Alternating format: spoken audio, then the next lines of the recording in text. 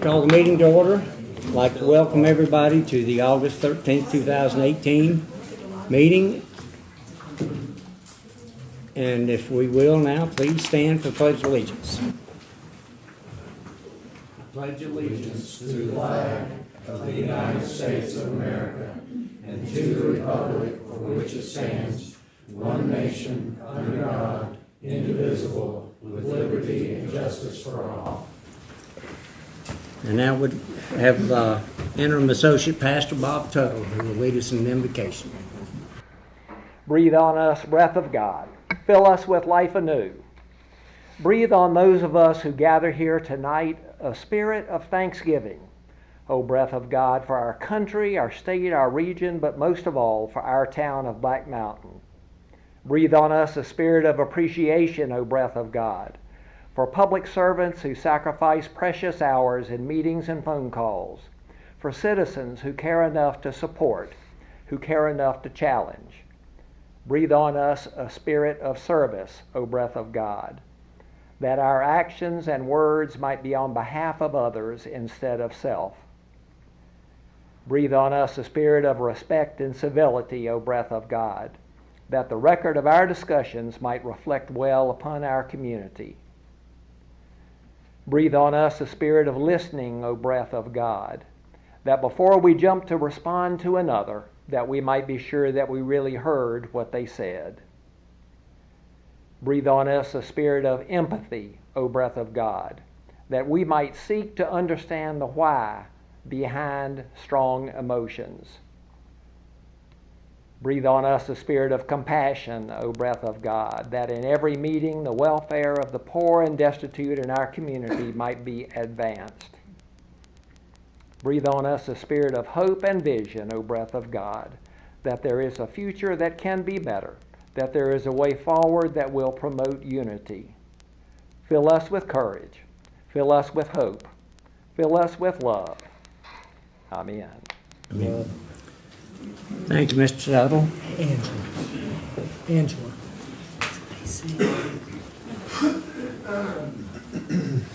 Okay, I have several announcements. The first one is I'd like to welcome Tim Raines to our board as Alderman. As you know, this is not our first rodeo. We've done this in four times in the last little over 5 years, and it's the job of the Board of Aldermen to reach out and select and choose someone that they feel like is a good fit for the town of Black Mountain and that has something to offer to this board. And Tim Raines is a well-known, respected varsity girls basketball coach at Owen High School for like 24 years, taught civics for 25 years. He coached the JV boys football team. He's well known, well respected, and a good, decent man who will add to this board. I want to welcome him, thank him for his willingness to serve.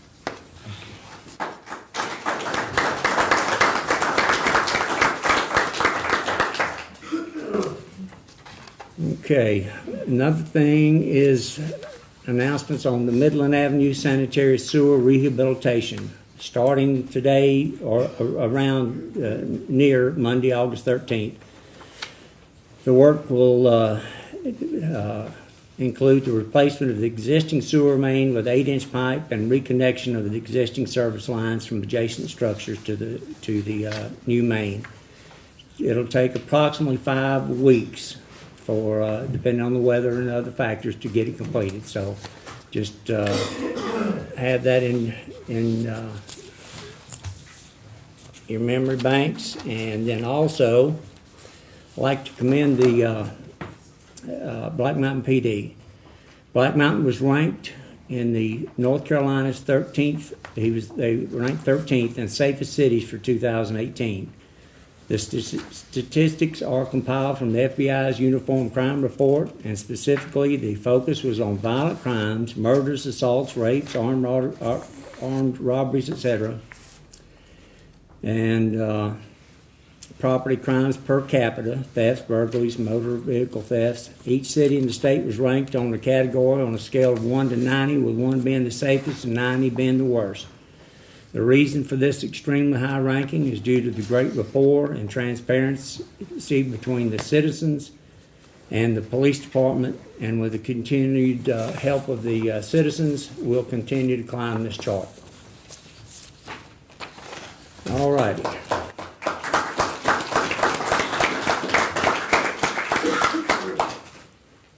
Now, we also have, going on to item 2, proclamations and awards.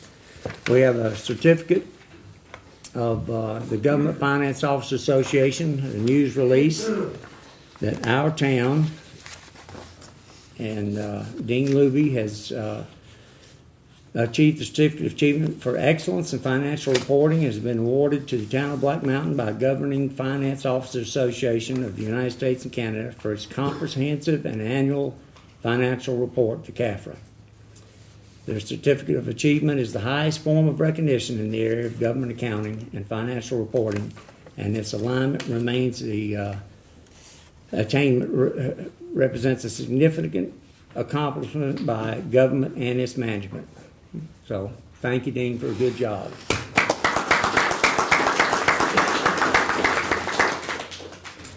I would also like to congratulate Angela Reese, our clerk.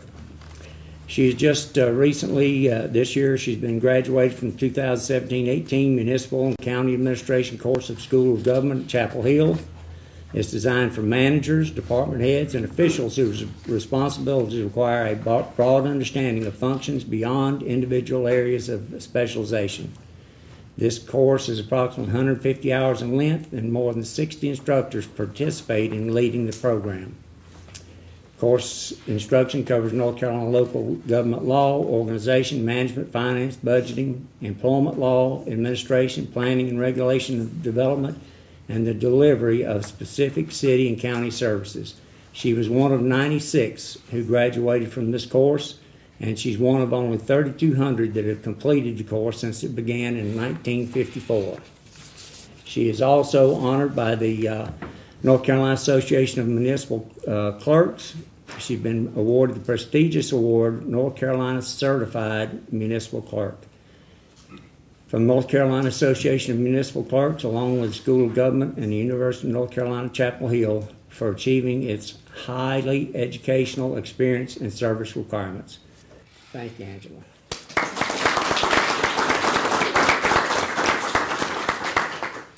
Okay, now we go to citizen comments, and just remind you to give your name, your address, and remember to watch your light. It's 3 minutes. The first one up is Michael Ogus. Please step to the podium, please, sir.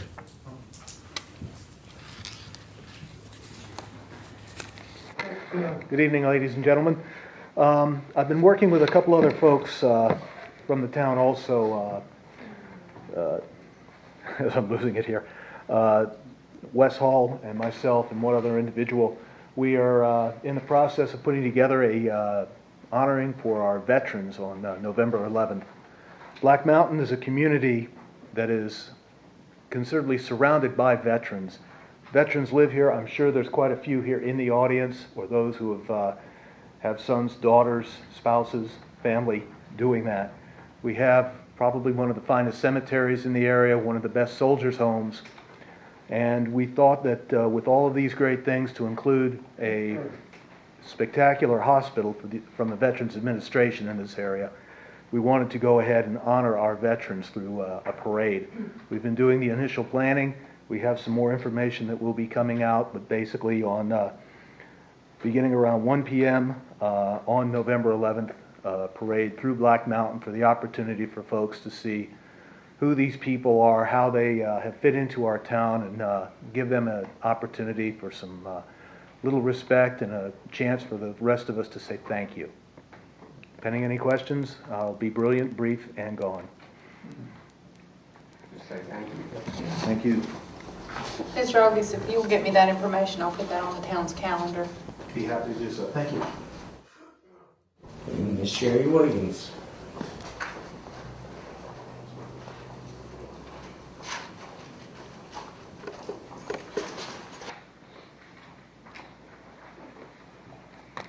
Hi, my name is Sherry Williams. I reside at 136 Church Street, and I would like to speak to the Board of Aldermen tonight regarding the current exodus of town employees during the last few months. The town has lost nearly a dozen long-term employees in a very short time. My understanding is that the employees that resigned have not left employment with the town due to better opportunities becoming available to them, but rather because of the poor treatment that they have received from either the mayor, the interim town manager, or the town clerk. Now I understand that the interim town manager is reviewing employee personnel files and firing town employees. One such employee had 17 years of service with the town. I would like to request that the aldermen consider voting on a motion in the very near future to stop the interim town manager from firing any additional employees. I do not think we are creating a positive platform for a permanent town manager to even desire to work for the town of Black Mountain. In closing, I would like to remind this board that the mayor does not run this town. You do. The only time the mayor has a vote is in the case of a tie. Pretty hard to do with a board of 5 voting members. I thank you for your time. Have a nice evening. Thank you, Sherry. Next is James Full.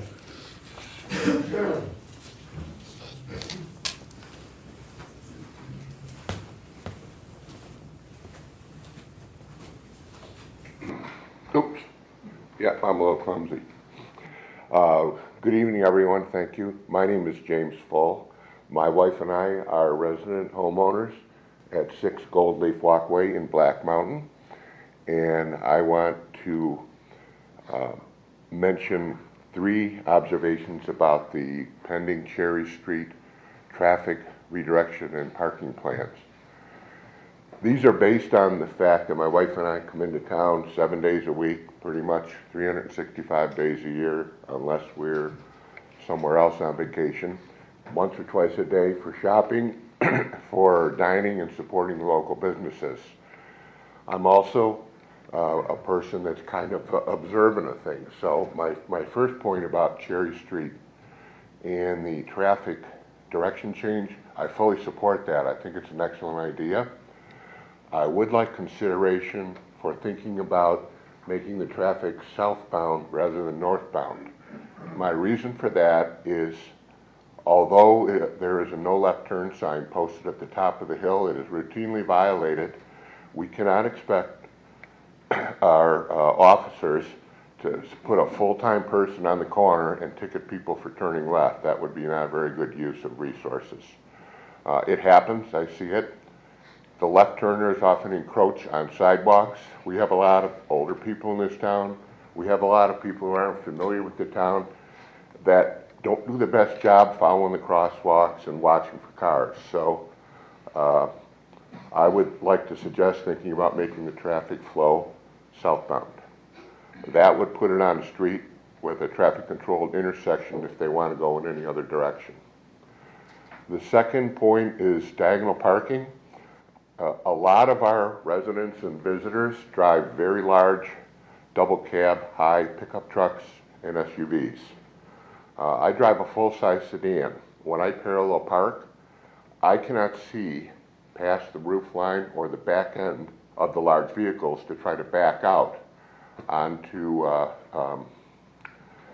any street where there's diagonal parking. And quite honestly, the drivers that come down the hill are pretty much already up to the speed limit. So by the time you can back out far enough to see if somebody's coming and pray that they might do a courtesy stop, you've already put yourself at risk. I think it's a pretty significant concern. I don't know how to address that line of sight issue, but maybe a little thought could go into the diagonal parking, it creates more spaces, but is it really the right thing to do? Lastly, I support the idea about paver brick for Cherry Street. I think it will add dramatically to the aesthetics of the historic district, to the benefit of the entire community, and it will enhance the beauty of that particular district, and it will be a very long time and permanent durable investment. As a taxpayer, I have no problem with funding my share to the appropriate amount of property tax that is contributed to the town of Black Mountain. James, Done? we're done. Thank you. Appreciate it. I got it all in. Good. Okay, Fayla Allen.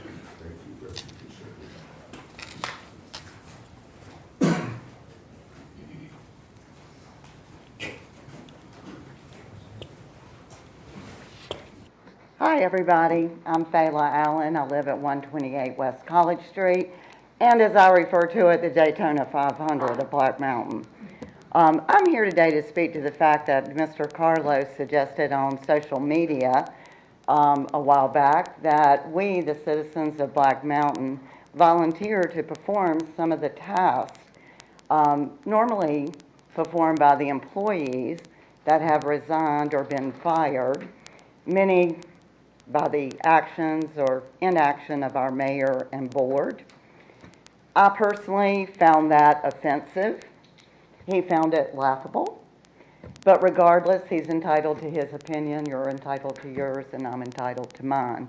My biggest concern is whether or not the board could look into whether or not this would be a wage labor violation, and also whether or not the town liability insurance would cover incidents that might involve that employee, volunteer employee, and the town. Thank you. Thank you. Next, Michael Raines.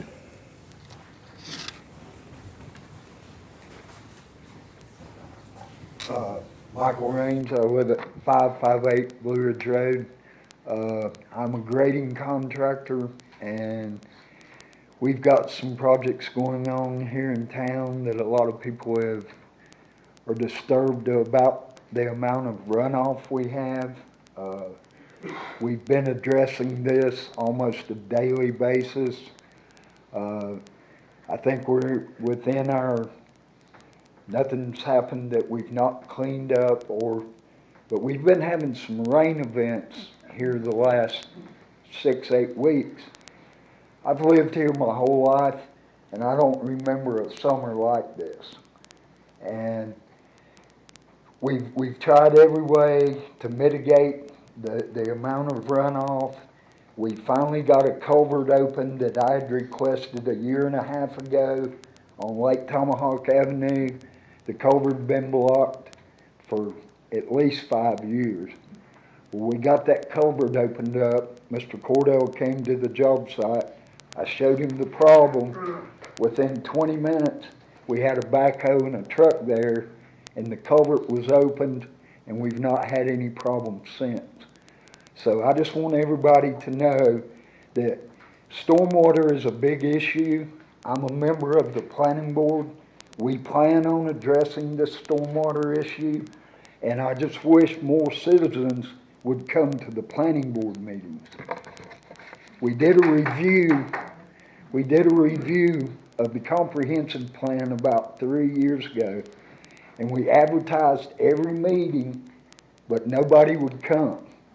We couldn't even get, Miss Lozenhauser was usually and the guy from the paper was the only people we have at the planning board. Well, there's 7 of us, and we volunteered to do this once a month. So anybody that has any issues with this kind of thing, I just wish you would come to the meetings and express yourself. Thank you, Mike. Thank you. Okay, Mr. Charlie Sparks.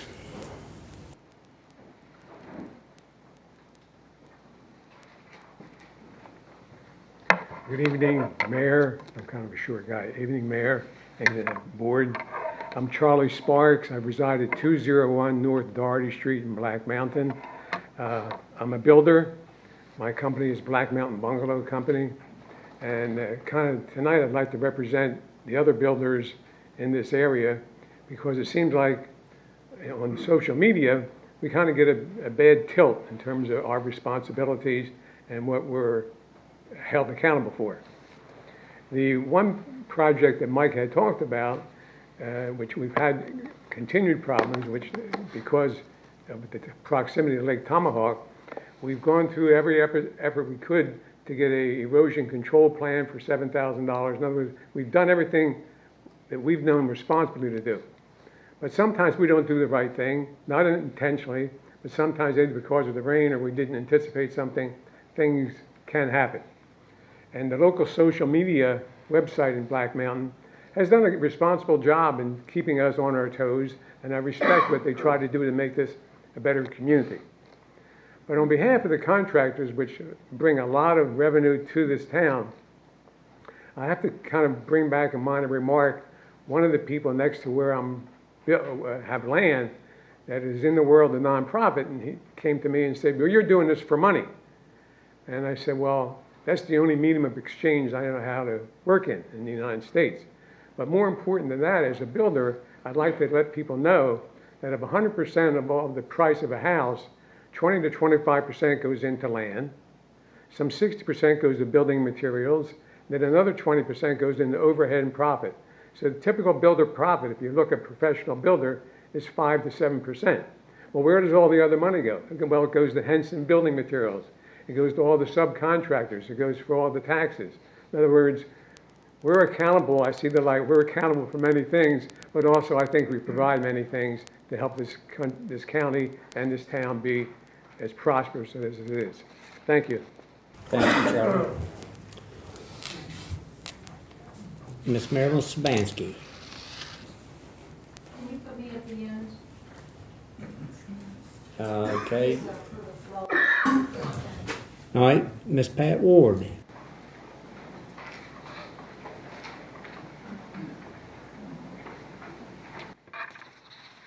Pat Ward, 303 Laurel Circle Drive, Black Mountain.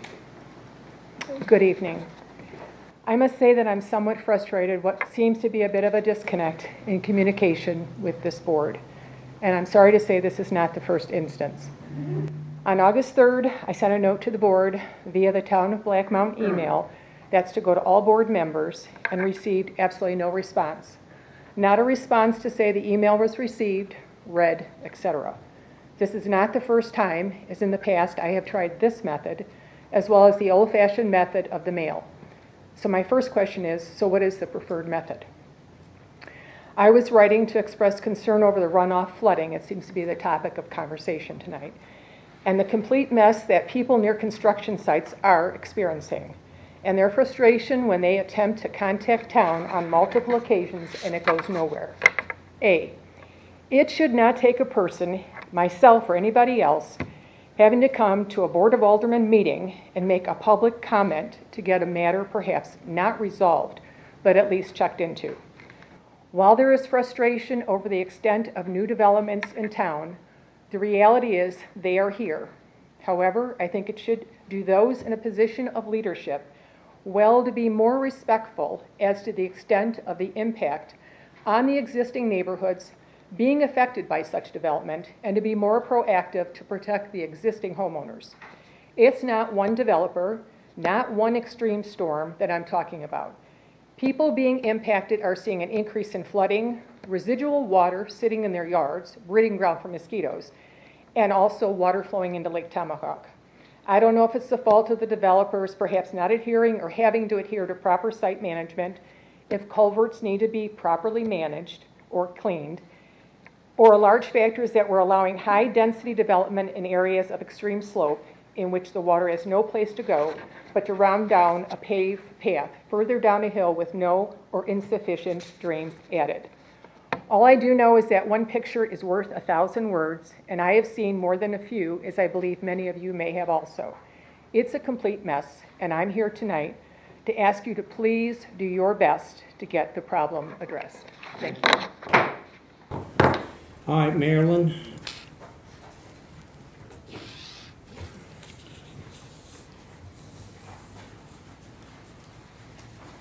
Marilyn Sadansky, Rainbow Recycling. Tonight offering an important heads up. The hard to recycle collection returns again to this end of the county. It's Saturday, September 15th, 10 to 2 at Matt and Ace Hardware, the part of the lot closest to Highway 70. The standard hard to recycle items will be collected, which are computers, electronics, batteries, appliances and metals, styrofoam, books, personal care and health beauty item containers, and for convenience, cardboard as well. And certain reusable items include things that Habitat can use: furniture and cabinets, building supplies and hardware, sporting goods, etc. And items for the Humane Society, such as various pet items, fencing materials, totes, and cleaning supplies. The full list of accepted items is always published on the event flyer, and also a quick list of things not taken. These events do not take every single thing that's hard to recycle. It's those selected and identified items. Once the flyer is available from Asheville Greenworks, I'll put them in the library, I'll put them in the Chamber of Commerce, and you can go online to retrieve them. I'm sharing this notice tonight to give everybody adequate time, especially those who view this online or on TV, as it runs a little too short next month. Thank you. Thank you. Thank you for all you're doing, Evan. All right. No other folks have signed up to speak, so we'll go on to communications from boards, commissions, and agencies. Our first person to come is Shane Lunsford, the president of PTO. Tell us about the playground update. Good evening, board. Thank you guys for having me. We are super excited. Back in March of this year, we were selected to receive a grant from Kaboom and Foresters Financial to be able to replace playground equipment at the primary school. Many of you guys may have seen some activity going on there recently as we're starting the planning process for that playground. We're going to be replacing equipment that's over 25 years old and making it safe for our kids that are going there. We have over 800 families that participate at the school, between the elementary school and the primary school. So we're really excited to make this happen. When the PTO started about 12 years ago, this was their primary focus, was to replace the playground. And so we're excited to be able to do that on October the 6th. As part of this process, we are building it in barn-raising fashion, which means that we get about 250 of our friends all together on one day, which is October the 6th, and we build that playground all in one day. So we'll go from bare ground that's prepared to having a playground by 3 o'clock in the afternoon on the 6th. As you can imagine, even with a grant, there are things outside of that that we try to do that is our obligation to do, which is site preparation, getting volunteers to come in, removing things that may be hazardous. As you guys know, the field that's out there used to be an old softball complex, and there's still some of the structures that are there from when it was serving that life. Unfortunately, nowadays those structures serve another purpose. Most of the time, folks go into those structures to do things that aren't quite legal, or just seeking shelter from torrential rains that we've been getting here lately. And they'll leave things behind, such as alcohol bottles or different paraphernalia that's not safe for the kids. And so one of the things that we're going to be doing with this project as well, from a side note, is being able to demolition those structures, once again enhancing the safety of the site and making the site more usable for all the kids that are there. With all this new playground equipment going in, a lot of folks may be thinking that it's on school property, nobody else can use it except the kids that are going to that school. And that's not necessarily true. Outside of school hours and on the weekends, we invite the community, and we really want the community to come and use the equipment. Bring your kids, bring your grandkids, get out there and use it once it's built. That's what it's there for. It's there to spark imagination, allow kids to play. Play is extremely important to kids. So if you guys are interested, we're still taking donations via our website. You can go onto the Black Mountain Primary, either school or PTO's Facebook page or website, make a donation through there, or sign up to help us on October the 6th. We'll even feed you. Cabot Creamery is coming out to deliver some cheesy goodness for our lunch, and we'd love to have all of you guys there. So, thank you guys. Thank you. Appreciate it, Shane. Next is a planning zoning annual report from Jessica Trotman.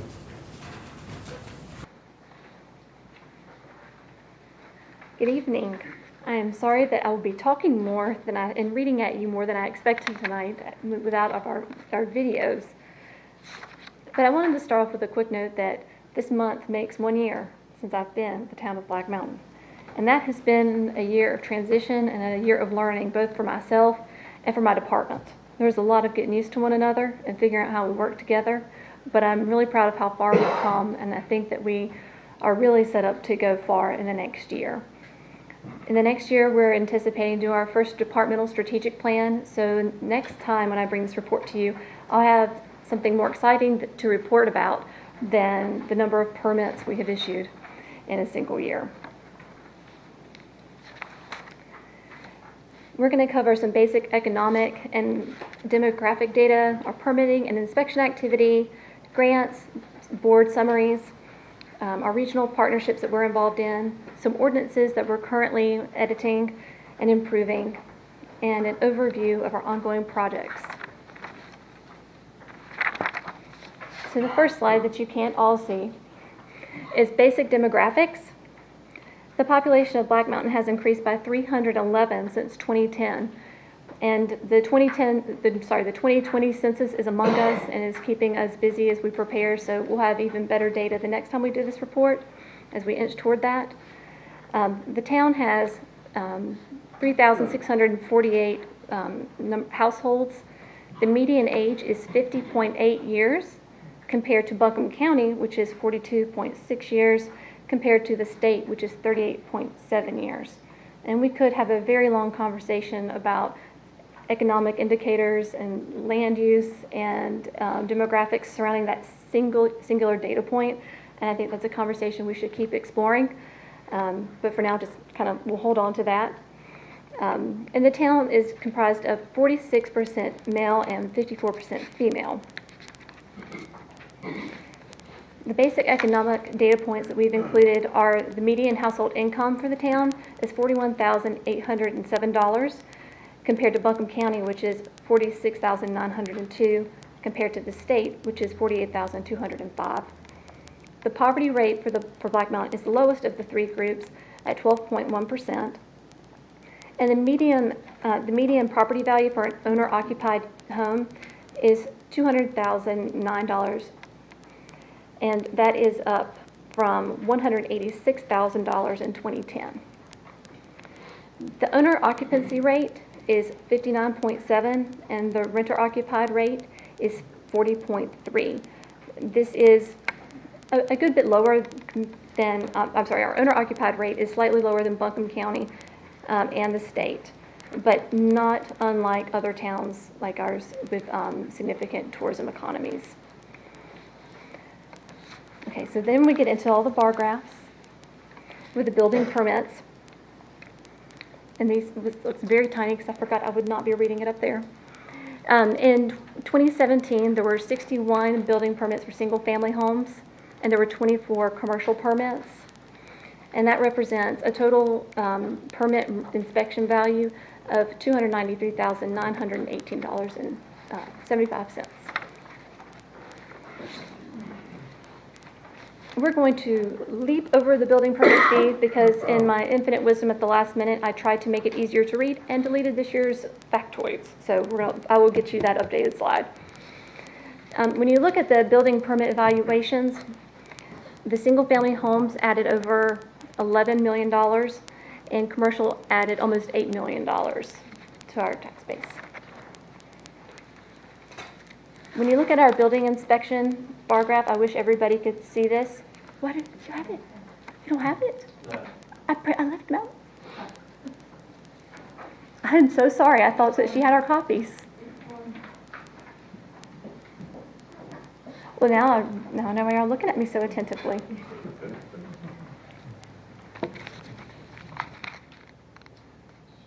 You don't want to go? It's just slides. You'll just absorb it. I know you will. I think Dan is still here. Dan Cordell is a busy man. We had 3,838 building inspections last year, and that is a lot.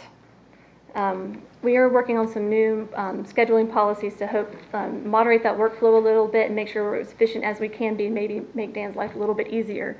But he does the work of three people, and I'm very grateful for it. Our zoning permits this year, we had 178, and we had 242 zoning inspections, 113 complaints, and 65 notices of violation. I'm so sorry.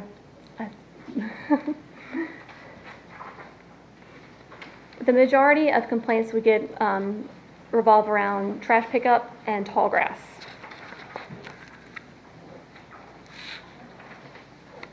All right, on page 10 is where I am with registration permits. Have one extra one if somebody wants it. I know it's riveting. So registration permits, you can see that there's two colors where we transition from having privilege licenses to business registrations. The numbers are inflated when you look at privilege licenses because they were issued to anybody who did work in Black Mountain, even if they had a business in Marion. They had to have a privilege license to work here. And then with the building influx, we had a lot of contractors coming from different jurisdictions who needed those permits. But now we only issue business registration permits to individuals with businesses in Black Mountain proper. So that's why you see a difference in those colors and numbers. And those will sort of age off the graph as the years go. We're also looking at making sure that we are really getting in touch with all the business community to make sure we're capturing all the different types of brick and mortar businesses, internet-based businesses, home-based businesses, and things like that. So I imagine you'll see a jump in that number next year.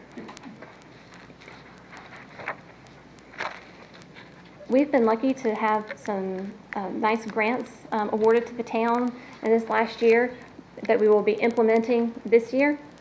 The French Broad MPO, which is our regional transportation agency, has awarded us $3 million to continue the work on the Riverwalk Greenway, which is, I submitted our updated data to the state today, and we will be under contract momentarily. So that's very exciting news. We also have another grant from the state to work on the second reach of the Tomahawk Branch. It's another $74,000 from the state, and then we chip in the rest of that grant.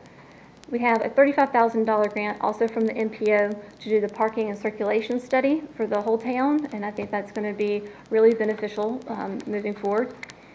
We hope to have the RFP out for that soon, and it'll take about 3 months to get under contract. And then by late fall, early winter, we should start collecting data. We also were awarded a $30,000 grant from the Pigeon River Fund, and that was for an engineering study for the Swananoa River at Veterans Park. And that is, we have an engineer and we have his contract that we just need to execute, so we're moving forward with that. We have the next couple of slides are for all of our the boards from who sort of report to our department. The planning board, you'll see their summary, and this kind of serves as their report for the year 2. They approved a preliminary plan for Chapman's Cove subdivision, which was 10 single-family homes. They had we had a presentation from NCDOT about the I-40 interchange with Blue Ridge Road. They recommended a road closure for Honeycutt Street and a platted right-of-way near Carver Avenue. They had a work session to discuss goals for the board, and our chair and staff attended a workshop with the UNC School of Government at the Arboretum a few weeks ago. And coming up soon, we'll have training with Mr. Sneed to get our new members up to speed and review all of our policies and efforts. The Zoning Board of Adjustment granted 6 variances in the last year. They denied 1 variance. They issued one special use permit for Sweet Birch development on Blue Ridge Road. They overturned the Historic Preservation's decision regarding the trestle project and upheld the staff decision on the crematory. The Historic Commission approved accessibility additions for 116 Cherry Street. They approved an addition to 208 West State Street. They approved a landing for Grace Jewelers. They approved signs for Mountain Nest and Dang, and denied a certificate of appropriateness for a project at 110 and 128 Broadway Avenue. This year, because we were I joined staff sort of at the peak of conference and workshop season. Staff sort of laid low. We did not get out and about very much.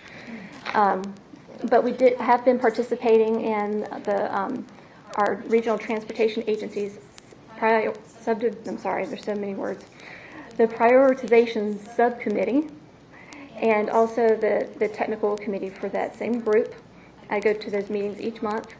I've also been participating in the Asheville Regional Housing Commission, helping make grants for affordable housing in the region.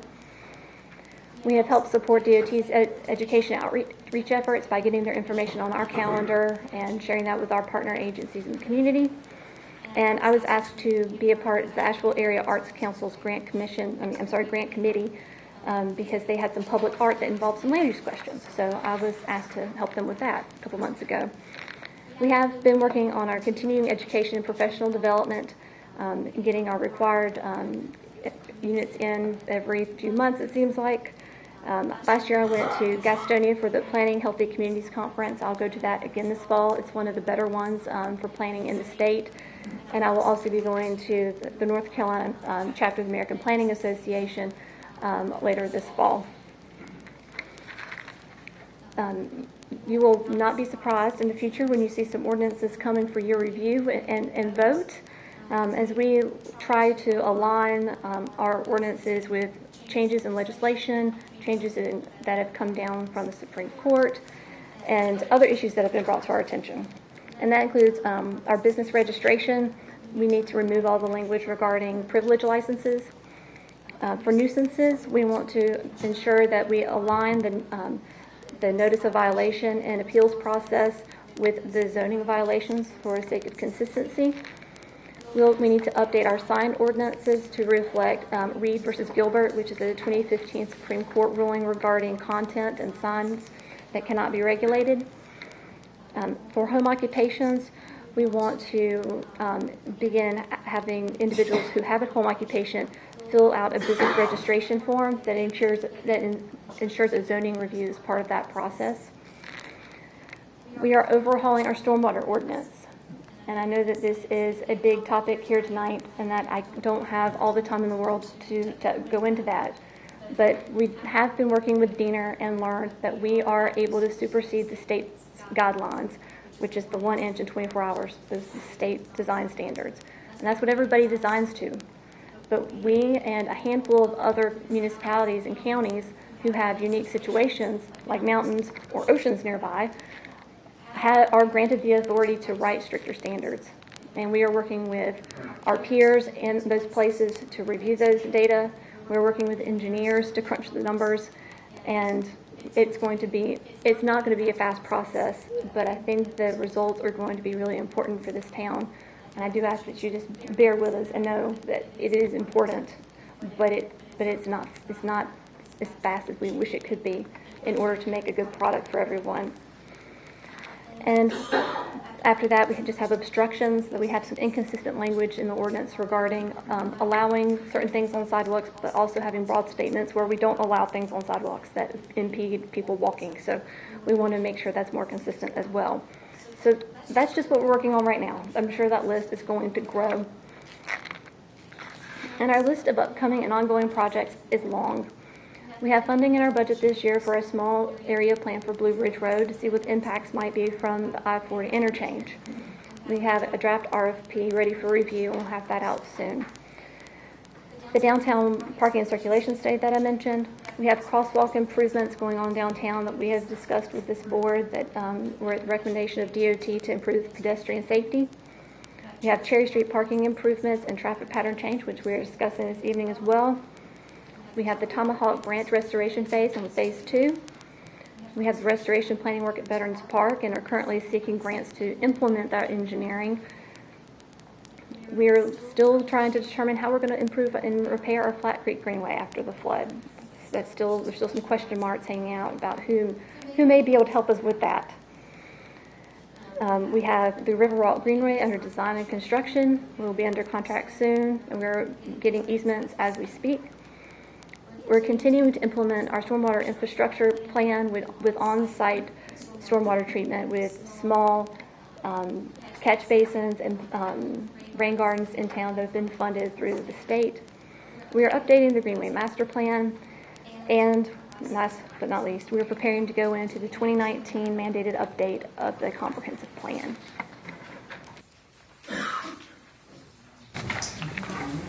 Questions? You might just clarify for the public on the Greenway monies, the 3 million, it's actually 3 million plus, I guess, if you add in what we were already chewing on, if you will. But that's a 20% match by us, and so by the town. And the other part is grant monies from, it's really transportation monies and federal and state, federal highways money. So anyway, we're of that, we have to match 20%, but that's still a good investment for the town to get the greenways in place. And actually, I think all that list you read out is a 20% match, isn't it? Stream bank restoration. Stream bank is 60-40, I think, Dean, right? Stream bank's 60-40, right? Or is it 50-50? 50-50. Yeah, but there's all a match in all of them. But so we're not; those are not all dollars coming from the taxpayers, but more like 20% of that would be. Yeah, the federal highways money is a really great opportunity for us, and they know that they've already said we expect you to come back to finish up. So they're really pulling for us. This is the most complicated greenway section in Western North Carolina, and I made a joke recently with our team that they had a dozen engineers, and they were very seriously said, try 3 dozen engineers working on this. So it's a big project, but it's going to be a real star for the community. And if you could, please just remind the public about the grant that we're getting from Buncombe County, which we can spend toward our portion of the grant, our matching funds. Yes, the county has awarded us $400,000 toward that project as well, which can be used as part of our match funding. Toward the Greenway project? Yes, ma'am. Yeah. All right. Yes. Thank you. Jessica, will this document be available on the website? It will. Sure.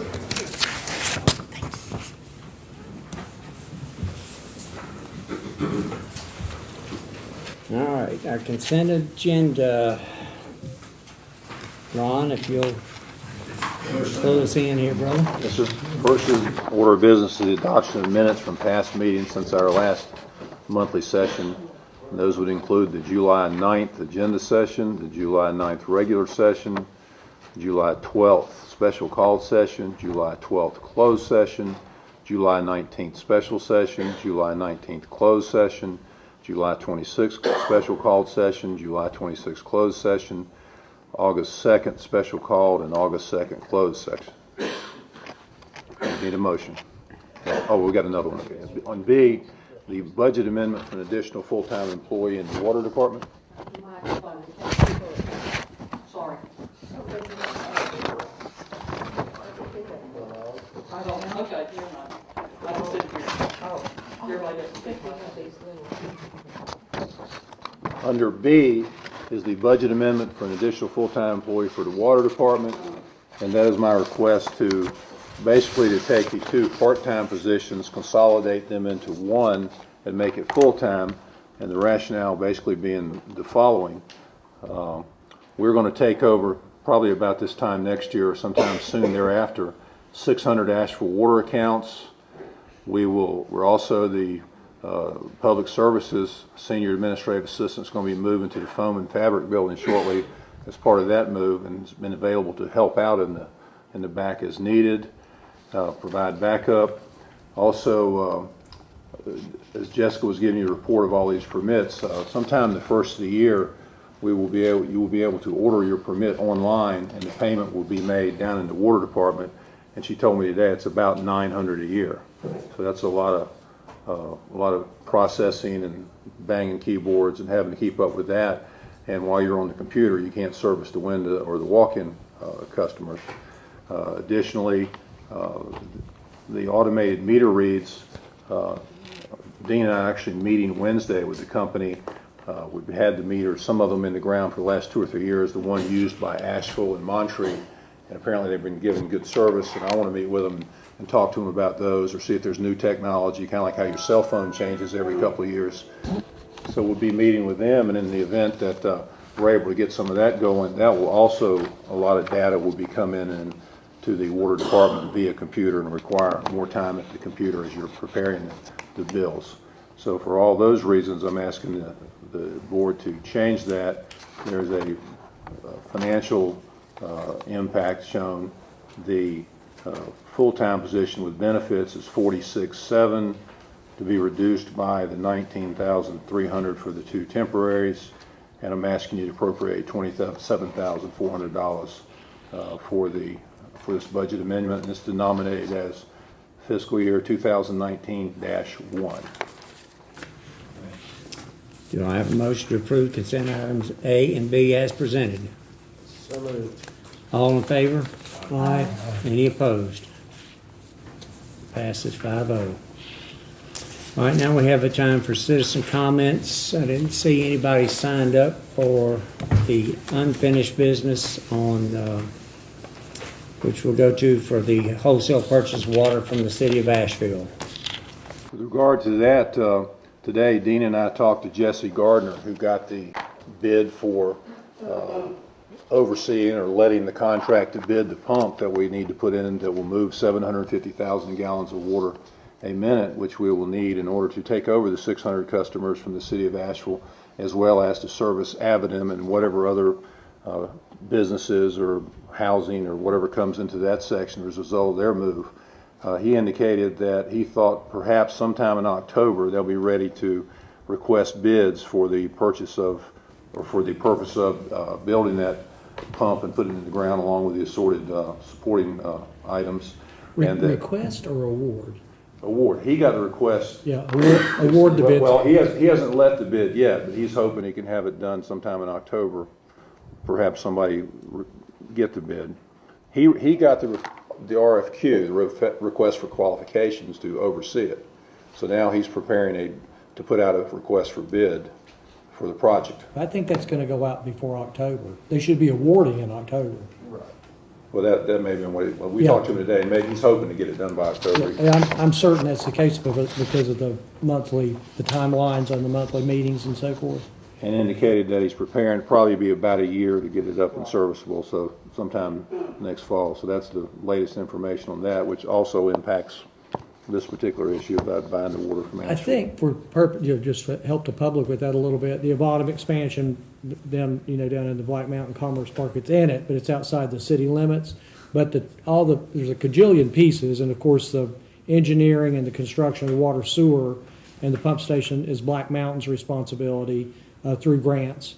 But that, long story short, the only point I wanted to make was that the timetable at the present is for them to occupy their building toward the end of 2019. And we'll take on those 600 customers as soon as the pump station's ready. So that with it. But that's kind of broad brushstroke. That is the move-in date that they're shooting for now. And the 13 miles of pipe that supports those 600 customers that currently belongs to Asheville, that's located in the city of Black Mountain, town of Black Mountain. I'm sorry, we don't take questions at this time. The next is under new business. Jessica and her folks have prepared a planning and development services fee schedule, and that's attached, and that's driven by a couple things. One, statutory, which is the lowering of the denominated single trade out change out inspections from 100 to 75, and that's to comply with the North Carolina general statutes.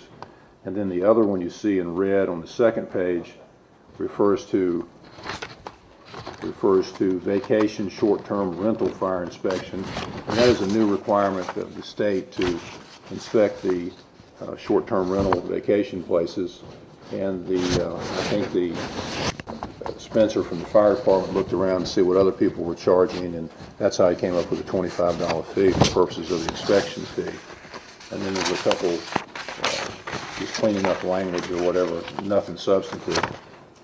For example, instead of saying town zoning subdivision ordinance, town land use code, just little items like that. But those are only two substantive, lowering the one mechanical electrical change out from 100 to 75 and the fire inspection.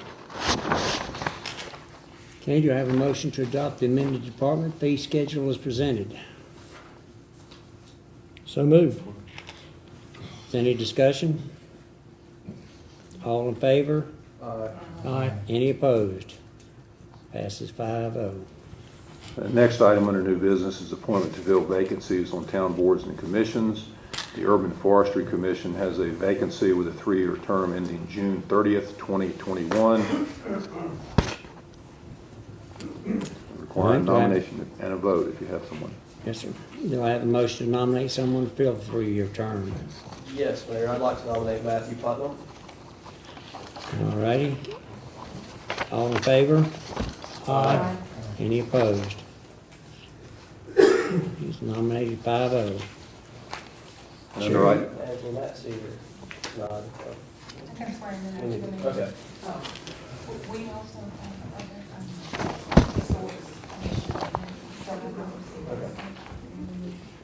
Okay, we still have a spot on the Historical Commission, and so Preservation Commission, so making a long story short, guys, anybody, we need some folks to step up and be willing to serve on that. It's an important board here in town, and we've got an open spot.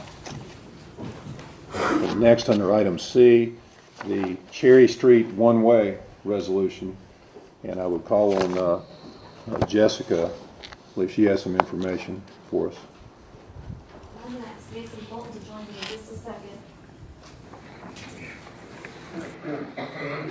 Cherry Street is currently a through street with two-way traffic, and the draft resolution that you have is to change it to one-way travel from Sutton Avenue to State Street. This traffic pattern was originally, the request to go one way was originally made by the business owners on Cherry Street, and we made a request to an engineering firm to do a traffic analysis for us to determine if that was feasible and advisable. The recommendation is for it to run from Sutton to State Street, and I will let him explain why that is important. We have talked to police and fire, and they support this traffic pattern doesn't impact their ability to get where they need to go as fast as they need to get there. And we held a public meeting here at Town Hall on August 3rd, primarily to discuss parking and loading zones and to learn how we can accommodate their needs in this pattern. We didn't arrive at an easy answer, but I do think we made some progress during that meeting. The traffic pattern going from Sutton to State is mostly supported by business owners, but I will say that since we have shared the direction of which it is recommended to go, we've had a few people change their mind. We've had about 4 or 5 folks who say that they don't want to change the pattern now, they want to leave it as it is. And we've had 1 or 2 say, well, leave it as it is if we're not going to gain any parking spaces. I think that I can support the engineering recommendations to change this pattern of traffic from Sutton to State Street based solely on pedestrian and traffic safety concerns. I think there's some other benefits to it as well, about moving traffic along and not causing problems with the light. But pedestrian safety is my motivating factor, and I think that that is reason enough to consider making this traffic pattern change. Jason, would you mind being available to answer a couple questions if anybody has them? He's better suited to answer them than I am. Ladies and gentlemen, members of the board, Mr. Mayor, if anybody has any questions, I'll be happy to answer those. If you would like me to speak on the report and the recommendation, I can start that way, or if you'd like to ask any questions, I'll leave that up to you. Sure. Jason, if you wouldn't mind just giving everybody here just kind of an overview of the process of how you observe the traffic patterns, and then also what those observations led you to say in the report. Sure. I think from a purely traffic engineering perspective, the main thing that stands out is the signal and the proximity of that signal to Cherry Street. With the current configuration, during the site visits and the data collection, we noticed approximately 67% of the traffic coming onto Cherry Street is entering from the north off of US 70 and traveling southbound. And that's evenly distributed between the lefts and the rights off of US 70. And so with that said, there's approximately 33% that's entering from Sutton Avenue. Our observations during the two site visits that we conducted were lots of difficulty parallel parking, people running up on curbs, might have witnessed a bumper hitting another bumper. There was some people that had to watch out for the vehicles trying to park, and then those trying to go around those trying to park. So with that said, it was recognized that the width of the street and the size of the parallel parking spaces was somewhat inadequate in its existence now.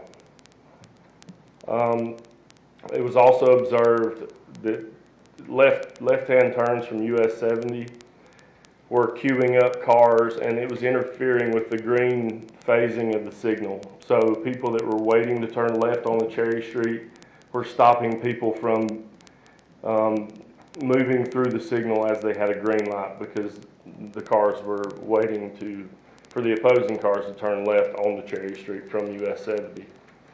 Also, the right turns from US 70 on the Cherry Street was slowing traffic down that could have been moving through the green light at the signal. As those right turns are being made, people have to yield and slow down behind those right turns, also reducing the efficiency of the signal at US 70 and NC 9. So from my perspective, and from a traffic engineering perspective, there are only two options. The current configuration, or one-way northbound. The one-way southbound would be able to be a consideration if the light was not there and the proximity to that intersection was quite a bit further distance. With that said, there are some considerations that may need to be taken into consideration. The cars trying to pull out onto US 70 may experience more delay than currently if the configuration is changed northbound.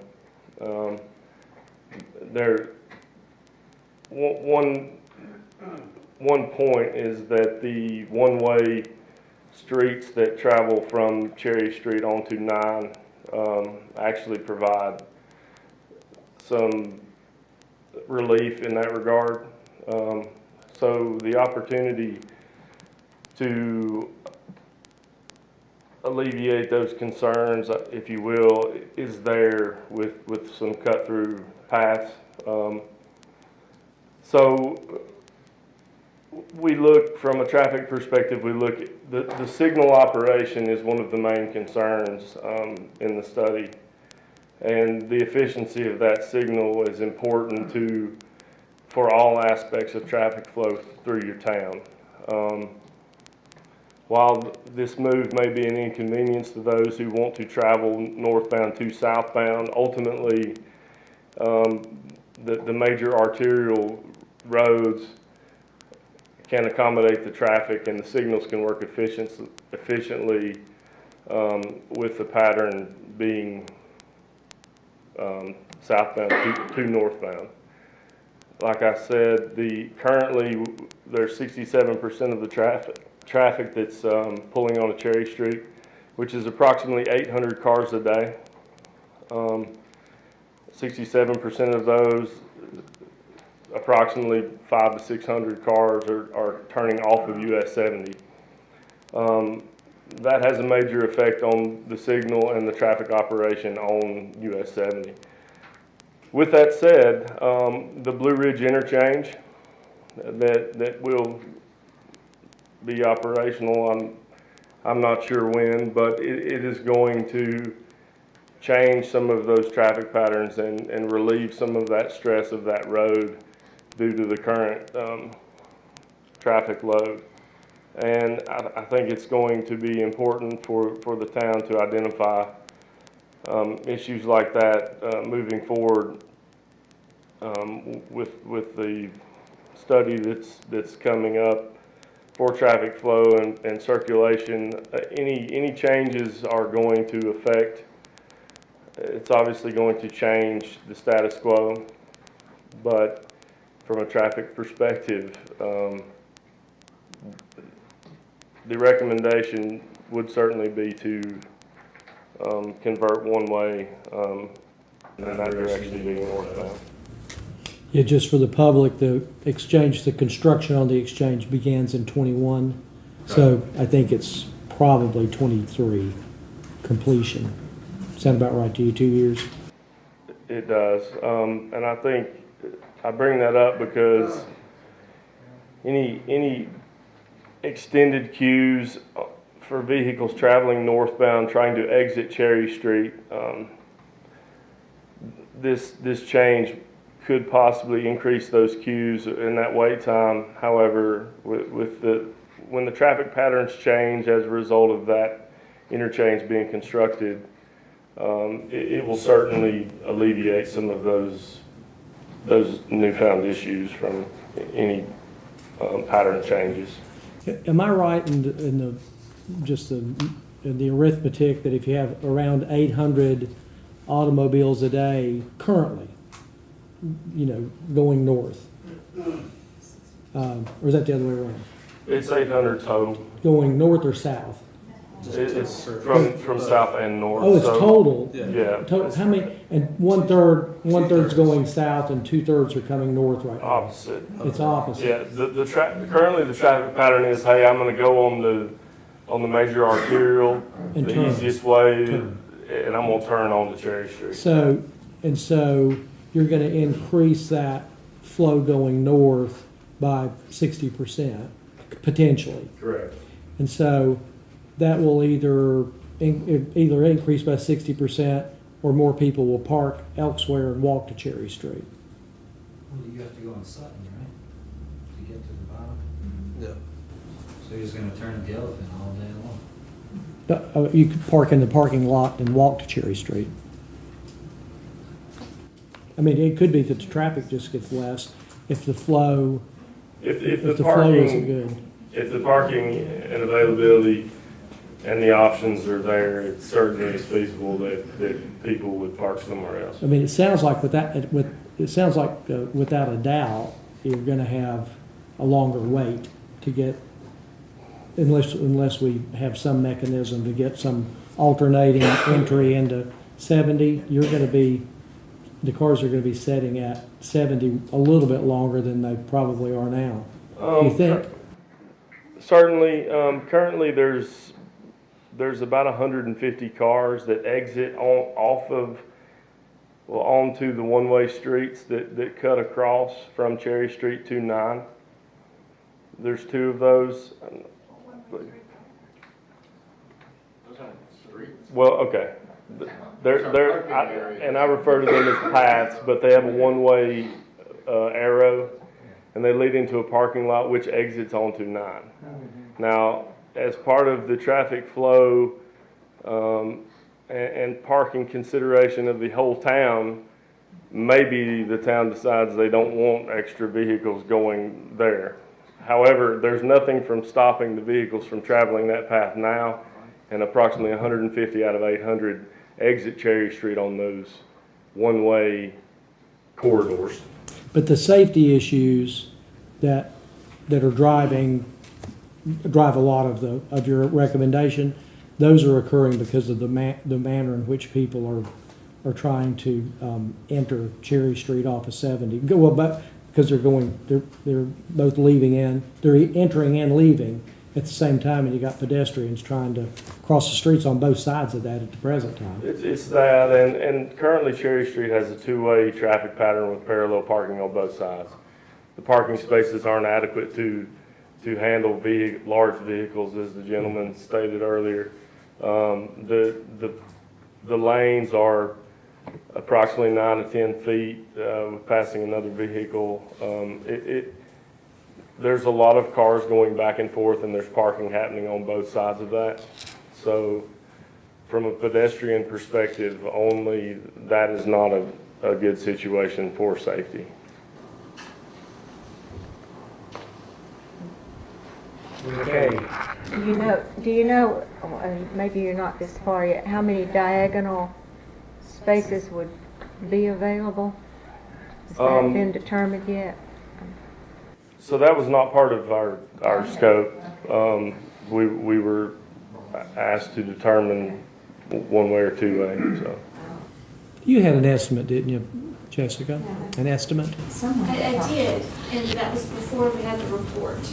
And my number is, the number would come down significantly from that to avoid conflicts with parking cars and the queue with the light. Right. But that would also build in a natural unloading zone that wouldn't have conflict. Right. So it's a bit of a trade-off. Right. Well, but what I'm getting, though, that the overall thrust of the recommendation is safety oriented. My recommendation is based. Well, that's what I gathered from. Well, I would say that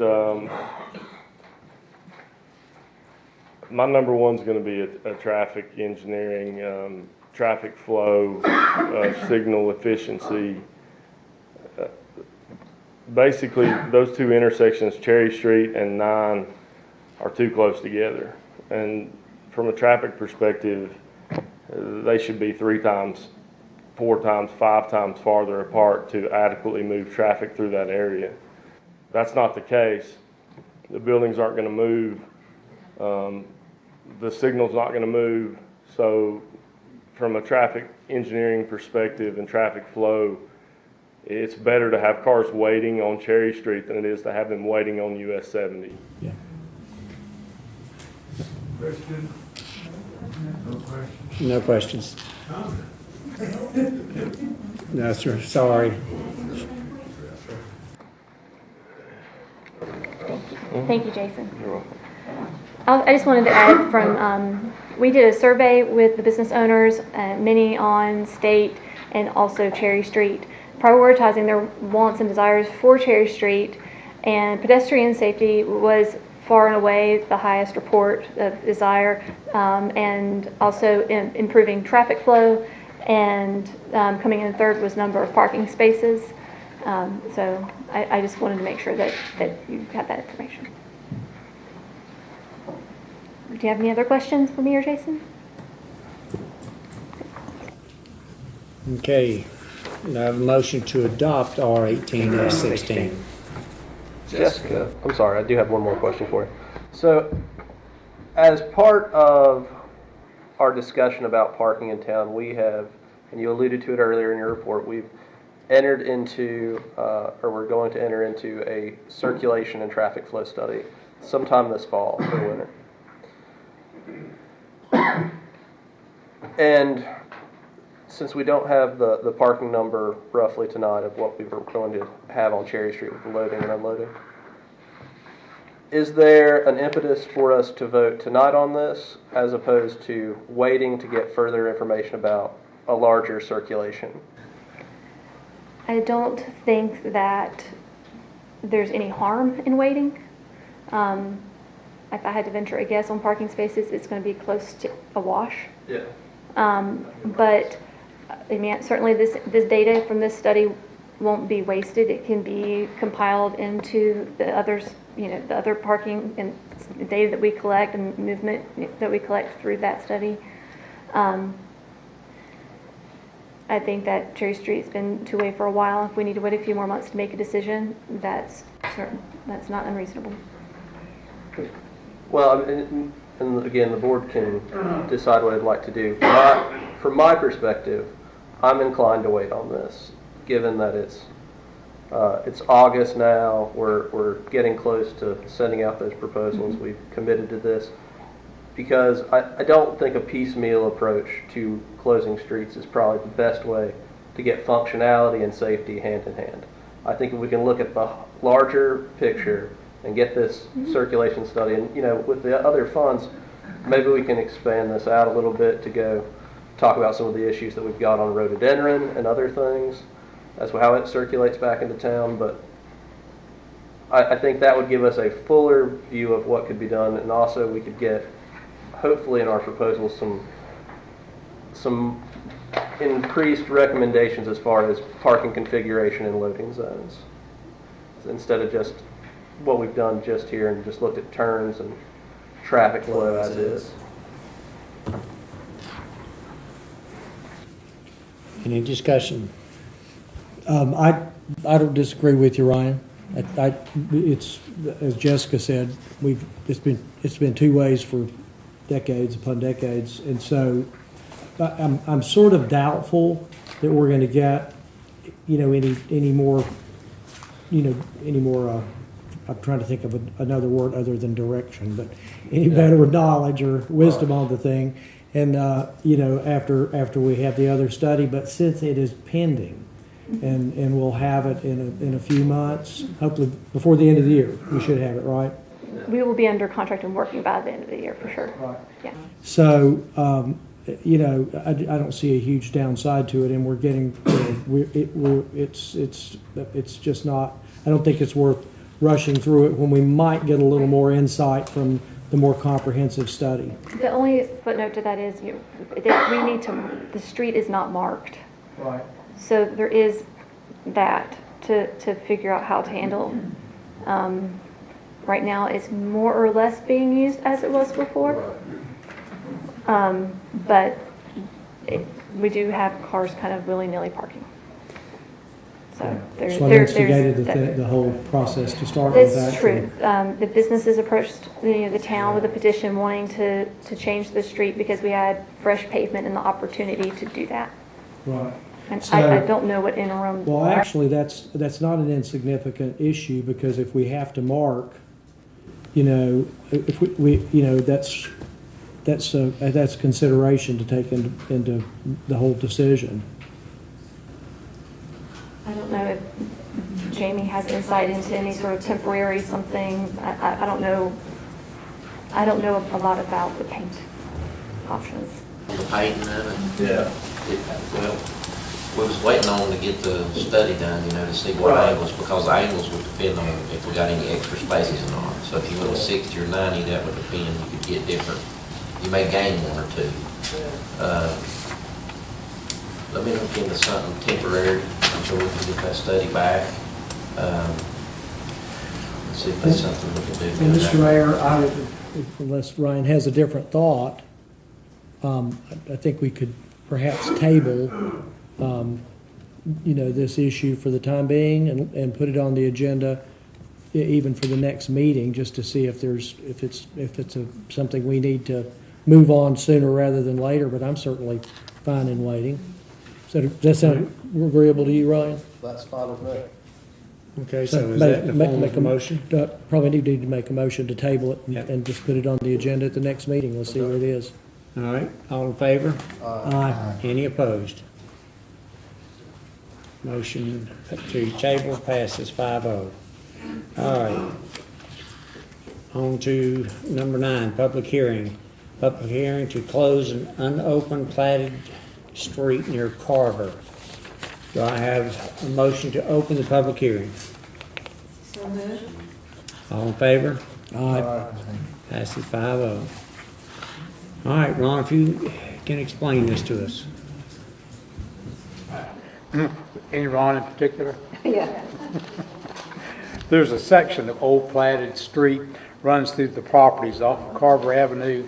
Does not even resemble the location of the actual Carver Avenue. And although part of it's being used as a drive for a private residence, it's not being used as a street to access all the properties. Carver Avenue just happened to get built in an area that's now being used away from the platted strip of land, and the property owners have asked we just close that unopened portion because since historically Carver Avenue just isn't there and it's serving no purpose, they've asked it to be closed. Okay. Motion to approve. All in favor? Well, there's... Oh, public hearing, aren't we? call for the motion to open public comment, or open the meeting, please. All right. We have any public comment? From the list of speakers, we have none. Any discussion by the board members? Do I hear a motion to close the public hearing? All right. All in favor? Aye. Do I have a motion to adopt the resolution R 1813? So moved. All in favor? Aye. Any opposed? 5-0. All right, communication from staff. Town Attorney, Mr. Sneed. I have nothing new for the board this time. All right. Communication from Interim Town Manager. Several things, your Mayor. First, on Friday, we put out a notice about a code red. We'd gotten some information from Duke Power that the town hall and the surrounding area, and it would affect 500 and some citizens. And so we started making plans for how we were to conduct ourselves here in the building and put out a notice. But we did indicate when we put out a notice that you're only affected if Duke calls you. Well, in the meantime, Jamie was able to go up the food chain at Duke Power where we could talk to somebody that had a little more information. So then we found out that it was going to be around Vance Avenue. It would only affect 137 customers. Again, the information we put out was it would only affect you if you were called. So it did not affect us at Town Hall today, which we're glad of, but that was how that came about. Again, the initial information came to Angela while talking with somebody, or after we'd heard something. She called and talked to somebody at Duke, and they were telling us Town Hall and 500 and some customers surrounding. And then subsequently, after Jamie was able to find somebody to talk to, an authority, we found out it would be more down toward Vance Avenue and only 130 some customers. At all times, it was that they were going to call you if you were going to be affected. And I think some of the confusion that happened here at Town Hall, the new building, Foam and Fabric, owned by the town, Duke Energy initially called us because it was going to be around Foam and Fabric. Although that doesn't explain why they've got the 500 people that they told us. But at any rate, when we were talking to them, they were saying Town Hall would be without, and I think that created some confusion on Duke's part. And again, it was only after Jamie was able to talk to somebody that we were able to clear up that it wasn't going to be 500, it was only going to be 130 some, but they were still telling us Town Hall might be a problem. So that's how that came about. With regard to, I'd like to give you an update on personnel if I could. As you know, we've been meeting and reviewing resumes for the permanent town manager position, and I believe you've all gotten information that over the next couple of weeks we'll be interviewing candidates for that in person. We've been looking at their applications or resumes. The water department, last Thursday morning, Laurel Mabry opened the window at 8 o'clock as scheduled, and and she had prior experience there, so we didn't miss any time there. And earlier you approved my request for a second full-time position to pair back there with her, and we will be advertising for that position. With regard to Parks and Rec, the new supervisor of the senior center will start a week from Thursday. She comes to us currently working with seniors in another Parks and Rec. With regard to the part-time position over at Lakeview, that job is posted, and I hope to have the supervisor of the senior center be able to participate in hiring for that position, since they worked closely together dealing with the senior program. We have posted through this Friday for a recreation activity coordinator, which basically will work out in the field dealing with summer sports and outdoor events and whatever else comes along. And one thing we're doing, we're changing the job descriptions a little bit. Some of the descriptions basically didn't seem as broad. It would appear to me that everybody in the recreation department should be able to do whatever it calls for depending on the season and not be bound by job descriptions. Today we also posted for an administrative person to provide support to the other members of the rec department, whether it's dealing with the public, walk-ins, whether it's helping schedule events, schedule kids to participate in programs.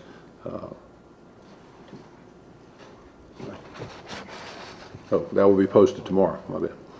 And with regard to a director of the rec program, those applications are closed last Friday.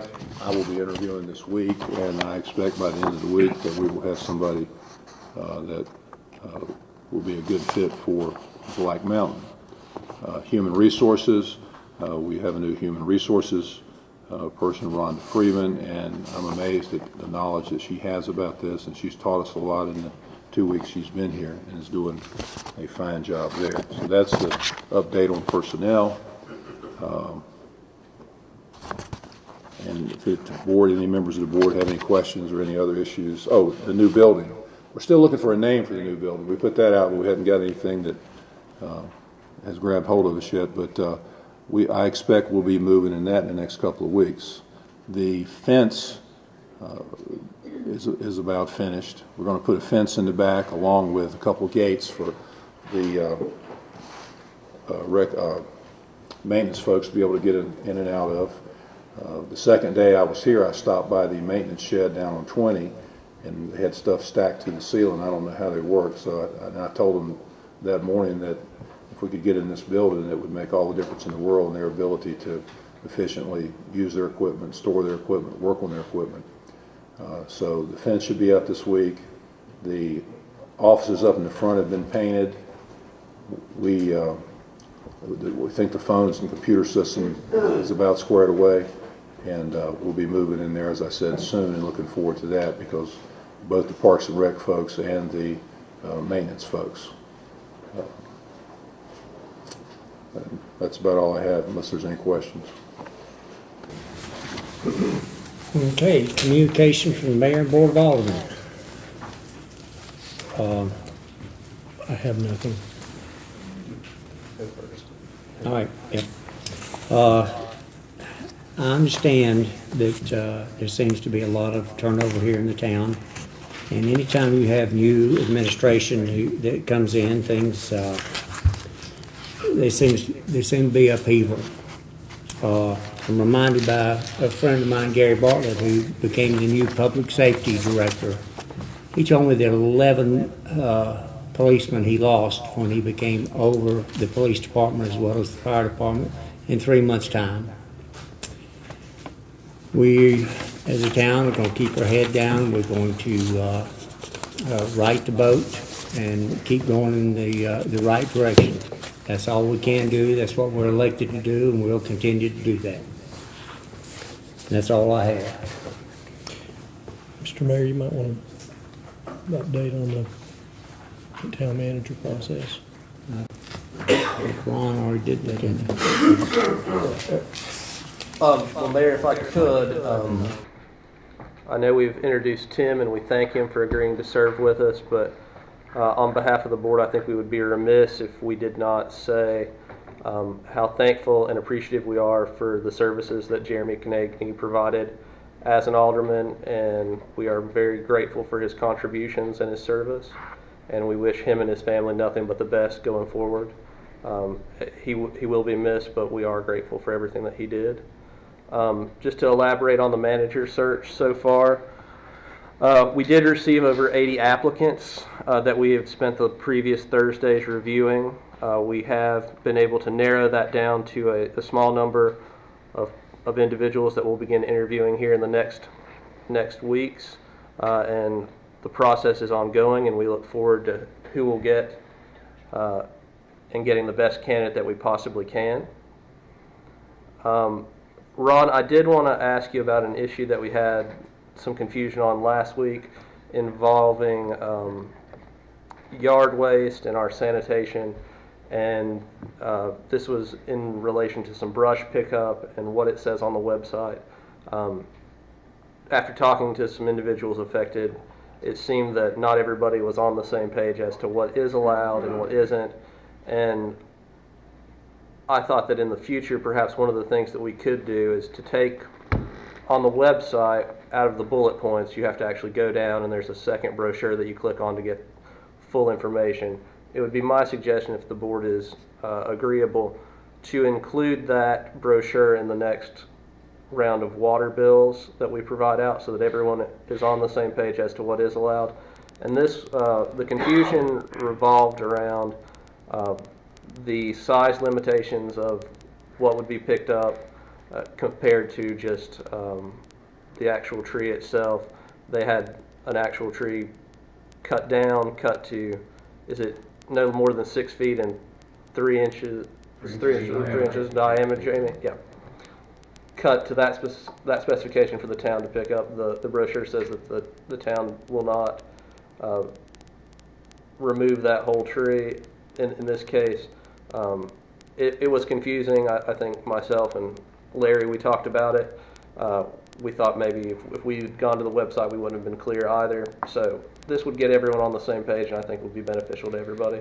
Got the length right, but it was just the volume part. Exactly, yeah. Exceeded. It did exceed. You couldn't the 8 tell. Honestly, cubic you yards. looked at the website, you really couldn't tell. So. Yeah, if you looked at the brochure, it was clear. We have changed the website to track the brochure.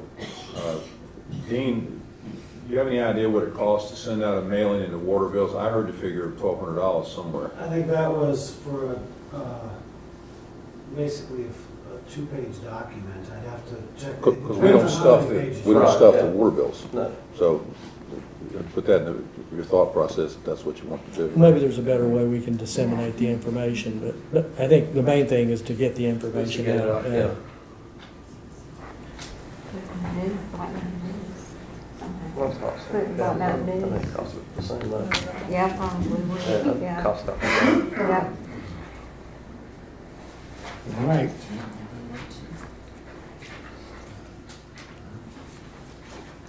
Any other communication from board? Calling for a motion to adjourn the meeting. Mayor, I'd like if the board is agreeable for us to go into closed session to speak about personnel for a little bit. Have a motion, all in favor? Aye. Any opposed? 5-0.